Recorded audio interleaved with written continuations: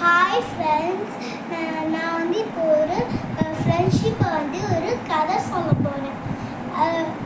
ஒரு காட்டுக்குள்ள 4 ஃப்ரெண்ட்ஸ் இருந்தாங்க. அவங்க யார் யாருன்னா மான், ஆமை, எலி, காக்கா. இவங்க எல்லாரும் பெஸ்ட் ஃப்ரெண்ட்ஸ் தான். அன்னைக்கு பார்த்து ஒரு வேட்டையன் அந்த ஆமையை அவனுடைய வலைக்குள்ளே பிடிச்சிட்டாங்க.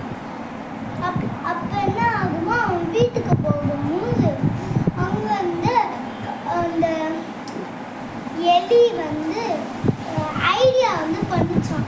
என்ன ஐடியானா, மான், நீ போய் செத்து கண்ட மாதிரி போய் நடி ஆக்டிங் பண்ணு அப்படின்னு சொல்லிச்சான்.